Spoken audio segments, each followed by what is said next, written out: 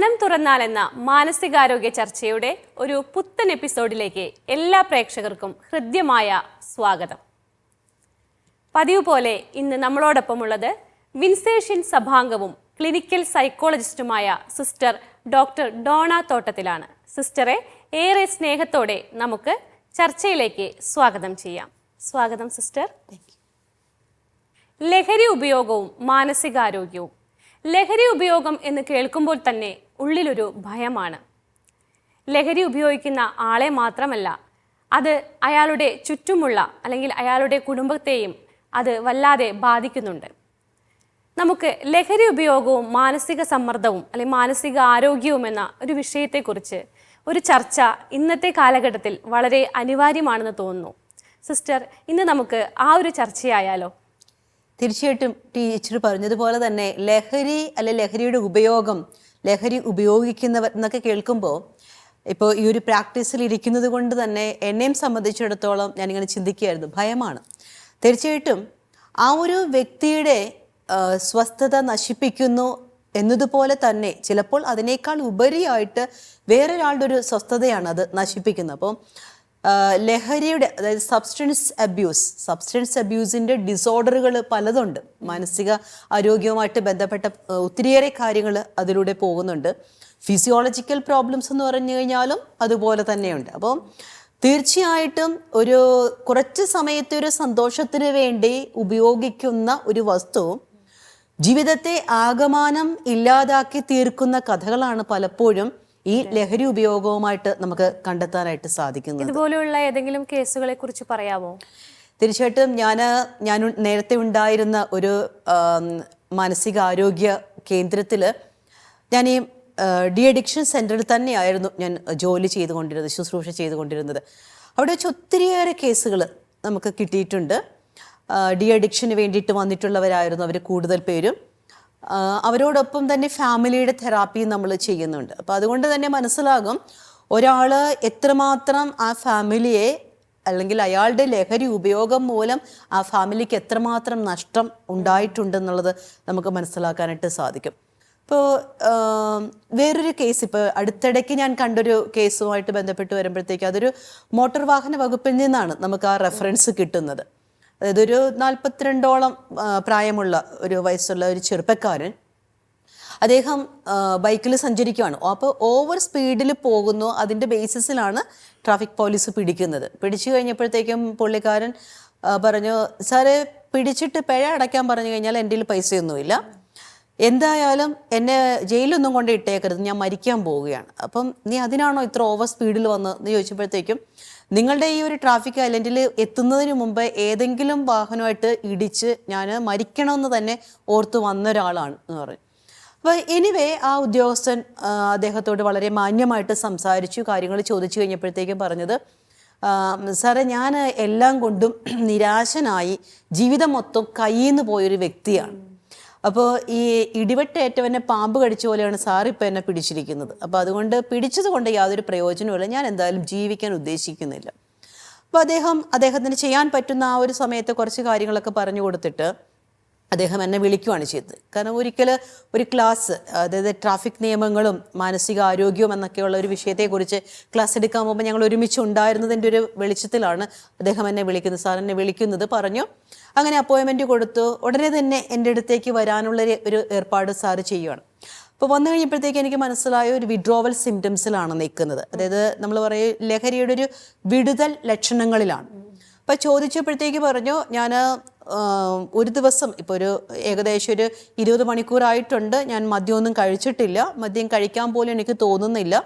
കാരണം ആത്മഹത്യ ചെയ്യണം എന്നൊരു ചിന്ത മാത്രമേ എൻ്റെ തലയിൽ ഇപ്പോൾ ഉള്ളൂ.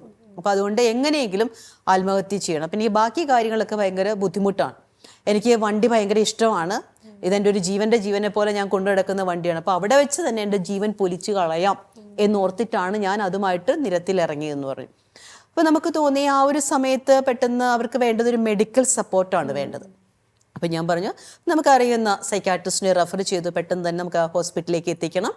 അതിനുശേഷം വിഡ്രോവൽ സിംറ്റംസിനെ നമുക്ക് മാറ്റാനുള്ള കാര്യം. കാരണം വിഡ്രോവൽ സിംറ്റംസ് എന്ന് പറഞ്ഞു കഴിഞ്ഞാൽ തന്നെ, അതായത് ഈ വിടുതൽ ലക്ഷണങ്ങൾ, ലഹരി പദാർത്ഥങ്ങൾ ഉപയോഗിച്ചു കൊണ്ടിരുന്നവർ, അമിതമായ രീതിയിൽ ഉപയോഗിച്ചു കൊണ്ടിരുന്നവർ പെട്ടെന്ന് നിർത്തുമ്പോൾ ഉണ്ടാകുന്ന ലക്ഷണങ്ങളെയാണ് നമ്മൾ ഈ വിഡ്രോവൽ സിംറ്റംസ് എന്ന് പറയുന്നത്. മരണം വരെ സംഭവിക്കാൻ പറ്റുന്ന പ്രശ്നങ്ങൾ അതിൻ്റെ അകത്തുണ്ട്. അപ്പോൾ അതുകൊണ്ട് പറഞ്ഞ് പെട്ടെന്ന് തന്നെ ഹോസ്പിറ്റലിൽ എത്തിക്കണം. എത്തിച്ച് അവിടുന്ന് ഒരു മെഡിക്കേഷൻ കാര്യങ്ങളൊക്കെ കഴിഞ്ഞിട്ട് ഒരാഴ്ച കഴിയുമ്പോഴത്തേക്ക് തിരിച്ചു വരണം. അപ്പോൾ അദ്ദേഹത്തോട് പറഞ്ഞു വിട്ടു. അപ്പോൾ ഈ പറഞ്ഞതുപോലെ മോട്ടോർ വാഹന വകുപ്പ് പിടിച്ചിട്ടുമുണ്ട്. അപ്പോൾ അതിൻ്റെയൊക്കെ നമ്മൾ പറഞ്ഞ ഒരു പിൻബലത്തിൽ നമ്മൾ ആളെ വിടുകയാണ്. തിരിച്ചു വരാമെന്ന് പറയുകയും ചെയ്തു. തിരിച്ചു വന്നു കഴിഞ്ഞപ്പോഴത്തേക്കും നമ്മൾ ചോദിക്കുമ്പോഴത്തേക്കും മനസ്സിലാകുന്ന ഒരു കാര്യം, ഇദ്ദേഹം കുറച്ച് നാളുകളായിട്ട് തന്നെ മദ്യം ഉപയോഗിക്കുന്നുണ്ട്. ഏകദേശം ഒരു ചൈൽഡ്ഹുഡ് കഴിഞ്ഞപ്പോഴത്തേക്ക്, ചൈൽഡ്ഹുഡിൽ നിന്ന് അഡോളസെൻറ്റിലേക്ക്, നമ്മൾ പറയുന്ന ഒരു അഡോളസെൻ്റ് ഏജ് എന്ന് പറയുമ്പോൾ ഒരു 12 വയസ്സിൻ്റെ മേളിലേക്കാണ്. അപ്പോൾ ആ ഒരു സമയത്ത് തുടങ്ങി സബ്സ്റ്റൻസ് ഉപയോഗിക്കുന്നതാണ്, ലഹരി പദാർത്ഥങ്ങൾ ഉപയോഗിക്കുന്നതാണ്.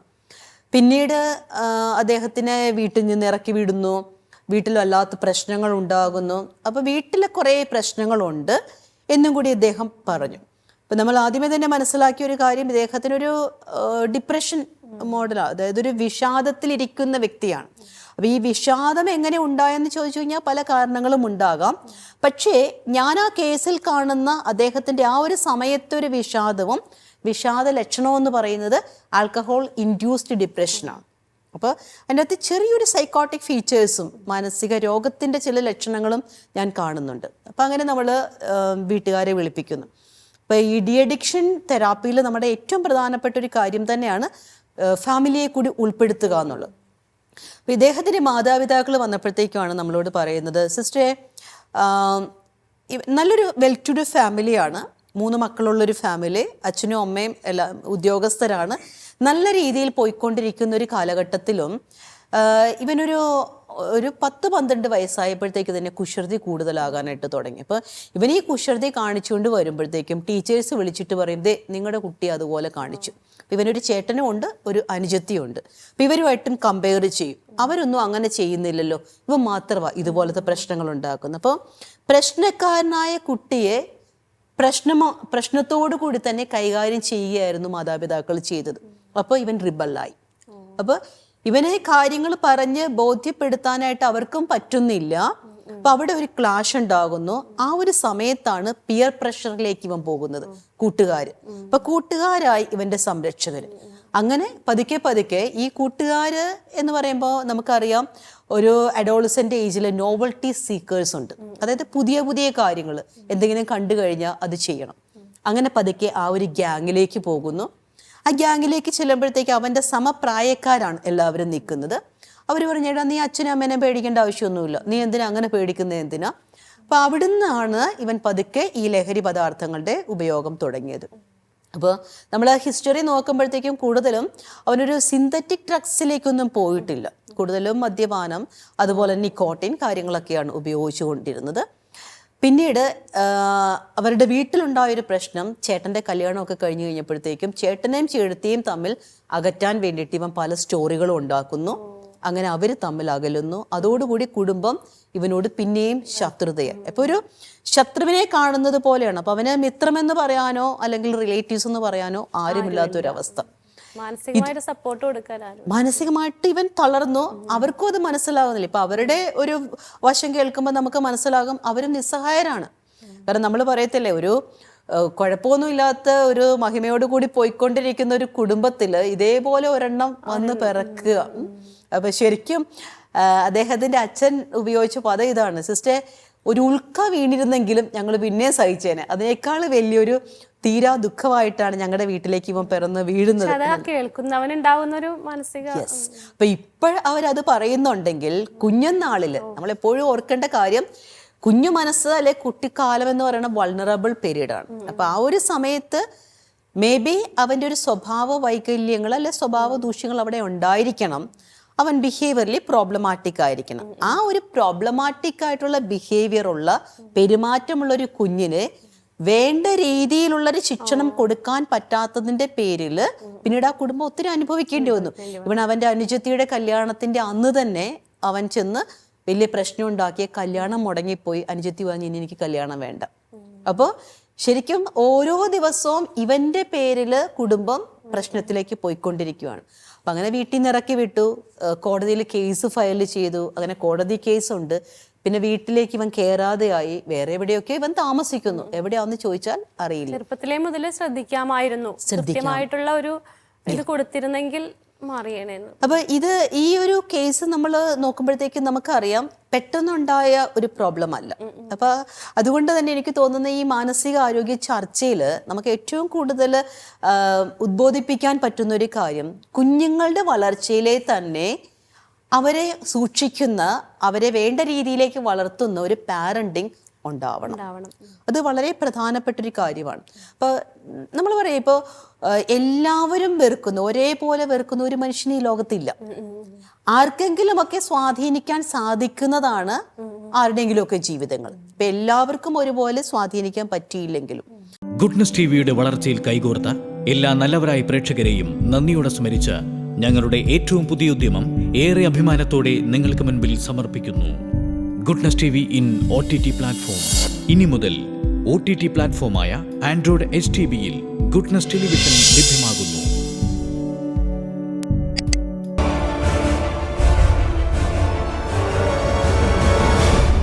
Goodness, stay with God. Sister പറഞ്ഞപ്പോഴാണ്, അതായത് കുടുംബത്തിൽ ലഹരി ഉപയോഗിക്കുന്നത് തെറ്റാണ്, അല്ലെങ്കിൽ ലഹരി അത് തെറ്റാണെന്ന് പറഞ്ഞു കൊടുക്കുന്നവർ തന്നെ അത് കാണിച്ചു കൊടുക്കുന്ന ഒരു അവസ്ഥ കുടുംബങ്ങളിലുണ്ട് അല്ലെ? അച്ഛനായാലും ഇവരായാലും മക്കളോട് പറയും അത് മദ്യപിക്കുന്നത് തെറ്റാണെന്ന്, പക്ഷെ അവരുടെ മുമ്പിലിരുന്ന് കഴിക്കുന്നവരുണ്ട്. അവർക്ക് എങ്ങനെ കൃത്യമായിട്ട് എങ്ങനെ കുട്ടികളെ ആ ഒരു രീതിയിൽ നമുക്ക് വളർത്തിയെടുക്കാം നല്ല രീതിയിൽ? ഇതിൻ്റെ അത് നമ്മൾ എപ്പോഴും ഓർക്കേണ്ട ഒരു കാര്യം, ഈ ലഹരി ഉപയോഗത്തിലേക്കൊക്കെ പോകുമ്പോഴത്തേക്കും നമ്മൾ അതിൻ്റെ എറ്റിയോളജി, കാരണങ്ങളെ ശാസ്ത്രീയമായിട്ട് പഠിക്കുമ്പോഴത്തേക്കും നമുക്ക് അതിൻ്റെ ഒരു 4 ഡൈമെൻഷനായിട്ട് തിരിക്കാനായിട്ട് പറ്റും. ആദ്യത്തെ ഒരു ഡൈമെൻഷൻ എന്ന് പറഞ്ഞു കഴിഞ്ഞാൽ നമ്മുടെ ജനറ്റിക് പ്രീ ഡിസ്പോസിഷണൽ ഫാക്ടേഴ്സ് എന്ന് പറയും. അതായത് ജനിതകപരമായിട്ട് ഇവർക്ക് ഈ ലഹരി വസ്തുക്കളോടൊരു ക്രേവിങ്, ഒരു ആസക്തി ഉണ്ടാകുന്ന രീതിയിലുള്ള ഒരു കെമിക്കൽ അല്ലെങ്കിൽ ആ ഒരു രീതിയിലുള്ള ഒരു ഫാക്ടേഴ്സ് അയാളിൽ നിലനിൽക്കുന്നു. അതായത് അതൊരു ജനിതക പാരമ്പര്യമാണ്. അപ്പം അതുകൊണ്ടാണ് നമ്മൾ പറയുന്നത്, ഇപ്പോൾ ലഹരികൾ ഉപയോഗിച്ചു കൊണ്ടിരുന്ന മാതാപിതാക്കളുടെ മക്കളിലേക്കും ഈ ലഹരിയുടെ ഉപയോഗം അല്ലെങ്കിൽ ലഹരിയുടെ അടിമത്തത്തിലേക്ക് വരാനുള്ള ചാൻസസ് കൂടുതലാണെന്ന്. വിപരീതമായിട്ടും വരാം. അച്ഛൻ അങ്ങനെ ഒരു കുടിയനായിരുന്ന മകൻ അത് കണ്ടു വളർന്ന ഒരു കുട്ടി തിരിഞ്ഞ് ഇനി അങ്ങനത്തെ ഒരു രീതിയിലേക്ക് വരുന്നില്ല എന്ന് പറയും. അപ്പോൾ ഈ ജനറ്റിക് പ്രീ ഡിസ്പോസിഷണൽ ഫാക്ടേഴ്സ് നമ്മൾ പ്രത്യേകമായിട്ട് ശ്രദ്ധിക്കേണ്ടതായിട്ടുണ്ട്. അതായത് മദ്യപിക്കാനായിട്ട് ആഗ്രഹമുള്ള അല്ലെങ്കിൽ ഒരു മദ്യപാന അല്ലെങ്കിൽ ലഹരി വസ്തുക്കളുടെ അടിമകളായിരുന്നവരുടെ കുട്ടികൾക്ക് ജനറ്റിക്കലി പാരമ്പര്യമായിട്ട് അതിലേക്ക് പോകാനുള്ള ഒരു ചാൻസസ് ഏറെയാണ്. എന്ന് വെച്ചെന്നാൽ മദ്യപിക്കുന്നവരുടെ മക്കൾ മാത്രമേ മദ്യപാനത്തിലേക്ക് പോകൂ എന്ന് നമുക്ക് പറയാനും സാധിക്കത്തില്ല. നമ്മുടെ ഈ ഒരു കേസ്, നമ്മൾ നേരത്തെ പറഞ്ഞൊരു കേസ് എടുക്കുമ്പോൾ അവരുടെ കുടുംബത്തിൽ അങ്ങനെ നമ്മൾ നോക്കുമ്പോൾ ഒരു 1-2 തലമുറ അങ്ങനെ ഒരു കാര്യമേ ഇല്ല. അതിൽ ചിലര് സോഷ്യൽ ഡ്രിങ്കേഴ്സ് ആയിട്ടുണ്ട് എന്നല്ലാതെ ഒരു മദ്യപാന ആസക്തിയിലേക്കോ രോഗത്തിലേക്കോ പോയവരെ ആരെയും നമുക്ക് കാണാനായിട്ട് സാധിക്കില്ല. അപ്പോൾ ഒരു ജനിതകമായിട്ട് പാരമ്പര്യമായിട്ടുള്ളവരാണ് എങ്കിൽ കൂടുതൽ പ്രത്യേകം കുഞ്ഞുങ്ങളെ ശ്രദ്ധിക്കണം. പിന്നെ നമ്മൾ നോക്കേണ്ട ഒരു കാര്യമാണ് ട്രോമ. അതായത് നമ്മുടെ ജീവിതത്തിൽ ഉണ്ടാകുന്ന ഏതെങ്കിലും ദുരവസ്ഥകൾ ചിലപ്പോഴെങ്കിലും ചിലരെയൊക്കെ ഈ ലഹരി പദാർത്ഥത്തിൻ്റെ ഉപയോഗത്തിലേക്ക് കൊണ്ടുപോകുന്നതായിട്ട് കണ്ടിട്ടുണ്ട്. ഇപ്പോൾ ഞാൻ ഒരു കേസ് കണ്ടപ്പോഴത്തേക്ക് പറഞ്ഞത്, പുള്ളിയുടെ ജോലി നഷ്ടപ്പെട്ടു, പിന്നീട് വേറൊരു ജോലിക്ക് വേണ്ടിയിട്ട് അപേക്ഷിച്ച് അവിടെ ചെന്നു, പക്ഷെ അയാൾ പിന്നെയും ചീറ്റ് ചെയ്യപ്പെട്ടു. അപ്പോൾ ജോലി നഷ്ടപ്പെട്ടിരുന്ന ഒരാൾക്ക് സാമ്പത്തികമായിട്ടും നഷ്ടങ്ങൾ വന്നു. അങ്ങനെ വീട്ടിൽ വരാതെ കയറാൻ പറ്റാത്തൊരു സ്ഥിതി വന്നു. പുറത്ത് കിടന്ന് ഉറങ്ങണമെങ്കിൽ എന്തെങ്കിലും കഴിക്കണം. അപ്പോൾ അങ്ങനെ കഴിച്ചു, പിന്നെ ഒരു മദ്യപാന രോഗത്തിലേക്ക് കടന്നു വന്ന ഒരാൾ. ഓക്കെ, അപ്പോൾ ഈ ട്രോമ ചിലപ്പോൾ നമ്മളെ ഇതുപോലെയുള്ള കാര്യങ്ങളിലേക്ക് നയിക്കാറുണ്ട്. കാരണം അമിതമായിട്ടുള്ള, ഇപ്പോൾ വേറൊരു കേസിൽ തന്നെ അദ്ദേഹത്തിൻ്റെ അച്ഛൻ ഒരു ആക്സിഡൻറ്റിൽ പെട്ട് മരിക്കുന്നു. അപ്പോൾ മരണം അറിയിച്ചു കഴിഞ്ഞാൽ അദ്ദേഹം വിദേശത്തായിരുന്നു. നാട്ടിലേക്ക് വന്നു കഴിഞ്ഞപ്പോഴത്തേക്കും അദ്ദേഹത്തിന് അതിന് ഉൾക്കൊള്ളാൻ പറ്റുന്നില്ല. അപ്പൊ കൂട്ടുകാരുടെ കൂടെ കൂടിയിട്ട് ആ ദിവസങ്ങളെല്ലാം മദ്യപാനത്തിലേക്ക് പോയി. പിന്നീട് അദ്ദേഹത്തിന് മനസ്സിലായത് അദ്ദേഹം തന്നെ എനിക്ക് മദ്യപിക്കണ്ട എന്നോർത്താലും മദ്യപിക്കാതിരിക്കാൻ പറ്റാത്തൊരവസ്ഥയിലേക്ക് വന്നു. അപ്പോൾ ആ ഒരു സിറ്റുവേഷൻ, നമ്മൾ പറയുന്ന ഒരു ദുഃഖകരമായൊരു സിറ്റുവേഷനെ ഓവർകം ചെയ്യാൻ വേണ്ടിയിട്ട് ലഹരിയുടെ ഉപയോഗത്തിലേക്ക് പോകുന്നു. അത് പിന്നീട് അദ്ദേഹത്തെ അടിമയാക്കുന്നു. അപ്പോൾ ഒരു ട്രോമാറ്റിക് കണ്ടീഷൻ. പിന്നീട് നമ്മൾ പറയുന്നത് ഒരു എൻവോൾവ്മെന്റൽ സ്ട്രെസ്സേഴ്സ് എന്ന് പറയും. അതായത് പരിസ്ഥിതി, നമ്മൾ ജീവിക്കുന്ന സാഹചര്യത്തിൽ നമുക്കതുപോലെയുള്ള ഒരു സാഹചര്യം വന്നു ചേരുന്നു. പ്രത്യേകിച്ച് നമ്മളിപ്പോൾ മനസ്സിലാക്കേണ്ട കാര്യം, ഇപ്പം ഈ അഡോളസൻസിൻ്റെ ഒക്കെ ഇടയിൽ അമിതമായിട്ടുള്ള ഒരു ലഹരി ഉപയോഗം വരികയാണ്. ഇപ്പം അത് പറഞ്ഞപ്പോഴാണ് സ്കൂള് കോളേജുകളിലൊക്കെ ലഹരി മാഫിയകൾ പ്രവർത്തിക്കുന്നുണ്ട്. ഇതിൽ നിന്ന് നമുക്കൊരു ആശങ്കയാണ്. അധ്യാപിക അല്ലെങ്കിൽ അമ്മ എന്ന രീതിയിൽ പലപ്പോഴും പേടിയാണ് കുട്ടികളെ. അവരെങ്ങനെ നമുക്ക് അതിൽ നിന്ന് രക്ഷിച്ചെടുക്കാം കുട്ടികളെ? നമ്മളത് പ്രത്യേകം ശ്രദ്ധിക്കേണ്ടത് സ്കൂളുകളായാലും ശരി, നമ്മുടെ സമൂഹത്തിന് അതിന് വലിയൊരു കടപ്പാടുണ്ട്. ഇവിടെയൊക്കെ ഞാൻ പറയും, ഇപ്പം ഞാൻ നിലനിൽക്കുന്നത് അല്ലെങ്കിൽ ഞാൻ ഈ ഒരു ഫീൽഡിൽ വർക്ക് ചെയ്യുന്നതുകൊണ്ട് തന്നെ ഞാൻ പറയും, ഇവിടെ സാംസ്കാരികമായിട്ട്, മതപരമായിട്ട്, രാഷ്ട്രീയപരമായിട്ടെല്ലാം ഇങ്ങനെയുള്ളൊരു ലഹരി സംസ്കാരത്തിലേക്ക് പോകാതിരിക്കാൻ വേണ്ടിയിട്ട് അവർ പ്രവർത്തിക്കേണ്ടതായിട്ടുണ്ട്. ഇപ്പോൾ നമ്മൾ പറയും, നന്മ കാണിച്ചു കൊടുക്കേണ്ടവർ തന്നെ തിന്മയുടെ പാത കാണിച്ചു കൊടുത്താലോ, ആ ഒരു രീതിയിലേക്കൊക്കെ ഒരു പ്രവർത്തനങ്ങൾ വരുന്നുണ്ട്. അപ്പോൾ ഈ കൂടി കഴിയുമ്പോഴത്തേക്ക് ഒരു രസത്തിന് വേണ്ടിയിട്ട് മദ്യപിക്കാം, അല്ലെങ്കിൽ അങ്ങനെ മദ്യപിക്കുന്നവരെ മാത്രം കൂട്ടുചേർക്കുന്ന ഒരു പിയർ ഗ്രൂപ്പ് ഫോം ചെയ്തൊക്കെ വരുന്നുണ്ട്. ഇപ്പം ചിലപ്പോൾ ഹൈസ്കൂൾ വിദ്യാഭ്യാസ കാലഘട്ടത്തിൽ തന്നെ അതേപോലെ വരുന്നു. ഇപ്പോൾ അടുത്തിടെ ഞാൻ കേട്ടൊരു കാര്യമാണ്, പെൺകുട്ടികൾ ഒരു സ്കൂളിൽ 3-4 പെൺകുട്ടികൾ ഒരുമിച്ച് നിന്നുകൊണ്ട് പുക വലിച്ചിട്ട് ആ പുക എടുത്ത് പുകയിൽ ഐ ലവ് യു എന്ന് എഴുതാൻ കപ്പാസിറ്റി ഉണ്ടെങ്കിൽ അവൾ അതിൻ്റെ ഹീറോയിൻ. അപ്പൊ നമ്മുടെ കുഞ്ഞുങ്ങളുടെ ആ ഒരു ആറ്റിറ്റ്യൂഡ്, മനോഭാവത്തിന്റെ ചേഞ്ചാണ്. അപ്പൊ മനോഭാവത്തിന്റെ ചേഞ്ച് എന്താണ് എന്ന് ചോദിച്ചു കഴിഞ്ഞാൽ അതിൻ്റെ അകത്ത് ഈ പറഞ്ഞ മറ്റു എൻവോൾവ്മെന്റ് ഫാക്ടേഴ്സ് അതിനകത്ത് കുറേയൊക്കെ വില ഇടുന്നുണ്ട്. പ്രത്യേകിച്ച് സാമൂഹ്യ സമ്പർക്ക മാധ്യമങ്ങൾ, സോഷ്യൽ മീഡിയ പോലുള്ള കാര്യങ്ങളിൽ അനുകരിക്കാൻ വേണ്ടിയിട്ട് കുട്ടികൾക്ക് ഇട്ടുകൊടുക്കുന്നത് പോലെയൊക്കെ നമുക്ക് തോന്നിയിട്ടുണ്ട്. അപ്പോൾ എവിടെ വെച്ചത് നമുക്ക് സ്റ്റോപ്പ് ചെയ്യണമെന്ന് ചോദിച്ചു കഴിഞ്ഞാൽ ഇന്നൊരു പ്രായത്തിൽ സ്റ്റോപ്പ് ചെയ്യാൻ വേണം എന്ന് പറഞ്ഞാൽ പറ്റത്തില്ല. ഇപ്പം തീരെ ഒരു കുഞ്ഞായിരിക്കുന്ന ഒരു കുട്ടി തന്നെ കാണുന്നത് ലഹരി ഉപയോഗിച്ച് ഡാൻസ് ചെയ്യുന്നു, ലഹരി ഉപയോഗിച്ച് സന്തോഷത്തിലായിരിക്കുന്നു, അല്ലെങ്കിൽ അങ്ങനെയുള്ള ചില കാര്യങ്ങൾ സ്റ്റാറ്റസിലേക്ക് ഇടുന്നു. ഇത് കാണുന്ന ഒരു കുട്ടിയെ സംബന്ധിച്ചിടത്തോളം കുട്ടിക്ക് ഇതിൻ്റെ ഒരു മൊറാലിറ്റിയോ അല്ലെങ്കിൽ ഒരു കോൺസിക്വൻസ് അല്ലെങ്കിൽ ഇതിലൂടെ ഉണ്ടാകുന്ന ഒരു പ്രശ്നത്തെക്കുറിച്ചോ അവനത്ര അവെയർ അല്ല. കാരണം ഒരു ലോജിക്കൽ എക്സിക്യൂട്ടീവ് കപ്പാസിറ്റി ആ കുഞ്ഞിൽ വളർന്നിട്ടില്ല. അവനെ അനുകരിക്കണം എന്ന് മാത്രമേ ഉള്ളൂ. അപ്പോൾ ഈ അനുകരിക്കാൻ വേണ്ടിയിട്ട് നമ്മുടെ സാമൂഹ്യ സമ്പർക്ക മാധ്യമങ്ങൾ ഉപയോഗിക്കുമ്പോൾ ഇതുപോലെ വലിയ ഭവിഷ്യത്തുകളിലേക്ക് പോകുന്നുണ്ടോ എന്ന് നമ്മൾ ശ്രദ്ധിക്കണം. കുട്ടികളാണ് ഏറ്റവും അധികം ഇത് അനുഭവിക്കുന്നത്. പിന്നെ അവിടെയൊക്കെ കുട്ടികളുടെ കാര്യത്തിൽ നമ്മൾ കൂടുതലും അവർക്ക് അവയർനെസ് ക്ലാസ്സുകൾ കൊടുക്കുക. അത് നമ്മൾ പറയുന്ന ഏത് തരത്തിലുള്ള ക്ലാസ്സുകൾ അവർക്ക്? തീർച്ചയായിട്ടും ഞാൻ പറയും, ഓരൽ ക്ലാസ്സുകൾ മാത്രം കൊടുത്തിട്ട് കാര്യമില്ല. മദ്യപിച്ചു കഴിഞ്ഞാൽ അങ്ങനെ ക്യാൻസർ ഉണ്ടാകും, ഇതുണ്ടാകും.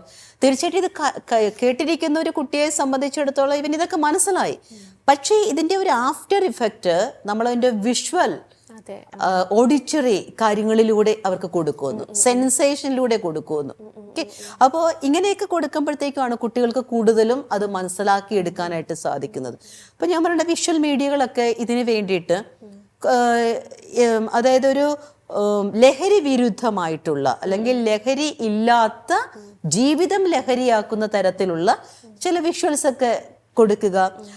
അതുപോലെ തന്നെ നല്ല തീമുകൾ സ്കൂളുകളിൽ ഉണ്ടാക്കാം. ലഹരി വിമുക്ത ദിനമൊക്കെ ആഘോഷിക്കുന്നുണ്ട് സ്കൂളുകളിൽ. പക്ഷെ അത് ആ ഒരു ദിനമായി മാത്രം മാറി നിൽക്കുന്നുണ്ടോ എന്നും ഒരു സംശയം. തീർച്ചയായിട്ടും നമുക്ക് ഈ കുട്ടികൾ, നമ്മൾ പറയുന്നത് ഒരു പെർസിസ്റ്റന്റ് ആയിട്ട്, ഒരു കൺസിസ്റ്റന്റ് ആയിട്ട് കുട്ടികളെ ശ്രദ്ധിക്കാനുള്ള ഒരു മനോഭാവം നമുക്ക് ഉണ്ടാവണം. അപ്പൊ പ്രത്യേകിച്ച് വീടുകളിലൊക്കെ ആണെങ്കിലും കുട്ടികളുടെ ചില സ്വഭാവത്തിലെ മാറ്റങ്ങൾ, പെരുമാറ്റത്തിലെ പ്രശ്നങ്ങളൊക്കെ കൂടുതൽ അടുത്തറിയാൻ പറ്റുന്നത് മാതാപിതാക്കൾക്കാണ്. അതെ അതെ. അല്ലെങ്കിൽ അവർക്ക് തന്നെയുള്ള അവരുടെ തന്നെ കസിൻസിനോ അല്ലെങ്കിൽ അവരുടെ തന്നെ കൂടപ്പിറപ്പുകൾക്കാണ്. അപ്പം ഈ ഒരു മാറ്റത്തെ മനസ്സിലാക്കാനായിട്ട് നമ്മൾ പ്രത്യേകിച്ച് വീട്ടിലുള്ളവർ തയ്യാറാവണം എന്നുള്ളതാണ്. ഇപ്പോൾ പലപ്പോഴും കുട്ടികൾക്ക് എന്തെങ്കിലും ഒരു മാറ്റം ഉണ്ടായി, മേ ബി ചിലപ്പോൾ അതൊരു അമ്മയായിരിക്കും അത് തിരിച്ചറിയുന്നത്. അമ്മ അത് വീട്ടിൽ പറഞ്ഞു കഴിയുമ്പോഴത്തേക്കും ബാക്കി എല്ലാവരും കൂടി അമ്മയെ നീ വെറുതെ സംശയിക്കുക, നീ ഇപ്പോഴും പണ്ടത്തെ കാലത്താണ് ജീവിക്കുന്നത്, നീ 70കളിൽ ജീവിക്കുന്നതാ എന്നൊക്കെ പറഞ്ഞ് കുറ്റപ്പെടുത്തുമ്പോൾ അമ്മയ്ക്കൊന്നും ചെയ്യാൻ പറ്റാത്ത അവസ്ഥ. ഇതുപോലെ തന്നെ രക്ഷകർത്ത ഈ അച്ഛന്മാരായാലും അപ്പന്മാരായാലും ശരി, ഇവരെ ഒന്ന് ശ്രദ്ധിക്കുന്നു. അപ്പം ഇപ്പോൾ അവർ വേണ്ട രീതിയിലല്ല നടക്കുന്നത്, അവരുടെ സംസാരത്തിലൊക്കെ ഒരു ഓക്വേർഡ് ലാംഗ്വേജ് വരുന്നു. ഇത് കണ്ടെത്തി കഴിയുമ്പോഴത്തേക്ക് അപ്പന്മാർ പറയും ഇവൻ്റെ സംസാരം ശരിയല്ലല്ലോ. ഉടനെ അടുത്തവരെല്ലാവരും കൂടി നീ അവനെ പിടിച്ചു കെട്ടി വെച്ചുകൊണ്ടിരുന്ന് നടന്നോ, അവൻ്റെ കൂട്ടുകാരൊക്കെ അങ്ങനെ ഫ്രീ ആയിട്ട് പോകുന്നു. ആ ഒരു ഫ്രീഡം വേണ്ടേ? തീർച്ചയായിട്ടും കുട്ടികൾക്ക് ഫ്രീഡം കൊടുക്കണം. നമ്മൾ എപ്പോഴും ഓർക്കുക, കുഞ്ഞു മക്കളെ സംബന്ധിച്ചിടത്തോളം അവർക്ക് ഇതിൻ്റെ കോൺസിക്വൻസസ്, ഇപ്പം നമ്മൾ ഈ ചർച്ച തുടങ്ങിയത് തന്നെ അതാണ്. ഒരു ലഹരിയിലൂടെ കടന്നു പോകുന്ന, ലഹരിയുടെ അടിമത്തത്തിലുള്ള ഒരാള്, അയാൾ മാത്രമല്ല നശിക്കുന്നത്. ഇപ്പം നമ്മൾ പറഞ്ഞ ഈ കേസിൽ തന്നെ നോക്കിക്കേ, ആ ഒരു കുടുംബത്തിൻ്റെ വേദന വളരെ വളരെ പരിതാപ സ്ഥിതിയിലാണ്. കാരണം നല്ല രീതിയിൽ ജീവിച്ചുകൊണ്ടിരുന്നവര്, ഇവൻ്റെ ചേട്ടൻ കല്യാണം കഴിക്കുന്നു, ഡിവോഴ്സ് ആവുന്നു, ചേച്ചി കല്യാണം കഴിക്കുന്നില്ല, ആ കുടുംബം ഒരു ഡിസ്ട്രപ്റ്റീവ് ഒരു വന്നു. അപ്പം അതിന് നമ്മുടെ കുഞ്ഞുങ്ങളെ നമ്മൾ നോക്കേണ്ടത് ഇവരുടെ സ്വഭാവത്തിലെ മാറ്റങ്ങൾ, അല്ലെങ്കിൽ ഇതിനോട് കാണിക്കുന്ന ആസക്തികൾ, അല്ലെങ്കിൽ ഇങ്ങനെ ഒരു കാര്യം. ഇപ്പോൾ ഒരിക്കലും ഞാൻ ഓർക്കുമായിരുന്നു, ഞാൻ നടന്നു പോയിക്കൊണ്ടിരിക്കുമ്പോഴത്തേക്കും ഒരു ബിവറേജ് ഷോപ്പിൻ്റെ മുൻപിൽ വെച്ച് ഏകദേശം ഒരു 10-12 വയസ്സ് പ്രായമുള്ള 2-3 കുട്ടികൾ അവർ സെൽഫി എടുക്കുന്നു. അതായത് ഈ ഷോപ്പാണ് ബാക്ക്ഗ്രൗണ്ട്. അപ്പം ഞാൻ ചോദിച്ചു, എന്തിനാ മക്കളെ ഇവിടെ നിന്ന് ഫോട്ടോ എടുക്കും? നിങ്ങൾക്ക് അതിനേക്കാളും നല്ല നല്ല ഇപ്പം നല്ല വണ്ടികളുടെ മുമ്പിൽ നിന്ന് വേണമെങ്കിൽ ഫോട്ടോ എടുക്കുക, അല്ലെങ്കിൽ നല്ല കുറച്ചുകൂടെ ഒരു വിശാലമായിട്ടുള്ള സീനറി ഉള്ളിടത്തുനിന്ന്. അപ്പോൾ പറയാ ശ്രീ ഇതിൻ്റെ വൈബൊന്നും വേറെയാ. അപ്പോൾ കുട്ടികളുടെ ഇപ്പോഴത്തെ ഒരു വൈബ് മൂഡ് എന്നൊക്കെ പറയുന്നത് സോഷ്യൽ മീഡിയ ആണ് അവരെ ആയിരിക്കാം നിയന്ത്രിക്കുന്നത് അവരാണെന്നുള്ളത്. ഇപ്പൊ ഞാൻ ഓർക്കുവാണ്, ഇപ്പൊ ഞാൻ പറയാണ്, ബലമായിട്ട് ഞാൻ പറയാണ്, മക്കളെ ഇവിടെ നിന്നിട്ട് ഫോട്ടോ എടുക്കാൻ പറ്റത്തില്ല, ഇവിടെ എടുക്കരുത്, മാറി നിൽക്കുന്നു പറഞ്ഞു കഴിഞ്ഞാൽ അവരെ സമ്മതിക്കണമെന്നില്ല. ഇപ്പൊ ഞങ്ങൾ തമ്മിൽ സംസാരിക്കുന്ന കേട്ടുകൊണ്ട് ചിലപ്പോൾ മറ്റുള്ളവരാരെങ്കിലും ഒക്കെ കൂടിക്കഴിഞ്ഞാൽ അവർക്കൊന്നും മിണ്ടാൻ പറ്റത്തില്ല. കാരണം ഇന്നത്തെ കാലഘട്ടത്തിൽ അങ്ങനത്തെ ഒരു ഇപ്പൊ മോശമെന്ന് ഞാൻ പറയുന്നില്ല, എങ്കിൽ പോലും ചില അനീതികളെയും ഇതുപോലെയുള്ള ആവശ്യമില്ലാത്ത സംസ്കാരങ്ങളെയും മൂല്യച്യുതികളെയൊക്കെ ഇങ്ങനെ ഉയർത്തിക്കാട്ടുന്നൊരു രീതിയിലേക്കൊക്കെ വരുന്നുണ്ട്. അപ്പൊ അത് പ്രത്യേകം നമ്മൾ ശ്രദ്ധിക്കേണ്ടതായിട്ടുണ്ട്.